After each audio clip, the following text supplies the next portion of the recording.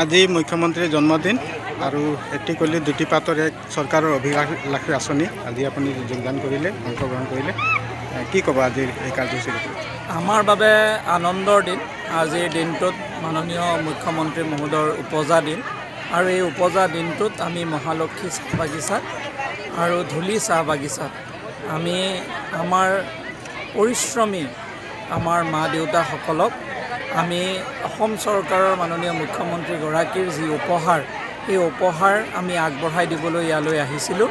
তেওঁ 5,000 টকাকৈ সকলোকে তেওঁ উপহাৰ আগবঢ়াইছে। 200 বছৰীয়া এই গৌৰৱোজ্জ্বল ইতিহাসৰ তেওঁলোকে সাক্ষী হোৱাৰ বাবে আৰু এখন সমৃদ্ধশালী অসম নিৰ্মাণত যি ভূমিকা পালন কৰিছিলে চাহ শ্ৰমিকসকলে তাৰ বাবে।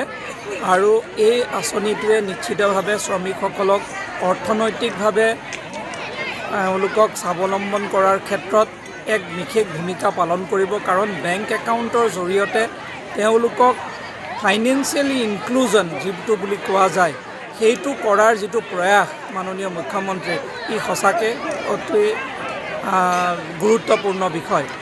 আজি মাননীয় মুখ্যমন্ত্ৰী মহোদয়ৰ এনেধৰণৰ পদক্ষেপসমূহৰ বাবে আজি চাহ বাগিচাত এক নতুন পৰিৱৰ্তন, চাহ বাগিচাত সৰ্বাংগীন বিকাশ, চাহ শ্ৰমিকৰ মাজত এক উৎসাহৰ পৰিৱেশ আৰু নতুন প্ৰজন্মই যেন সপোন দেখাৰ এক নতুন পৰিৱেশ তেওঁলোকে পাইছে। আমি আশা কৰিছোঁ মাননীয় মুখ্যমন্ত্ৰী মহোদয়ৰ নেতৃত্বত আৰু আমাৰ মাননীয় প্ৰধানমন্ত্ৰী নৰেন্দ্ৰ মোদী ডাঙৰীয়াৰ আশীৰ্বাদত নিশ্চিতভাৱে চাহ বাগিচাৰ সমাজখন এখন সমৃদ্ধশালী সমাজ হিচাপে ভৱিষ্যতে গঢ় লৈ উঠিব, তাকে আমি আশা কৰিছোঁ।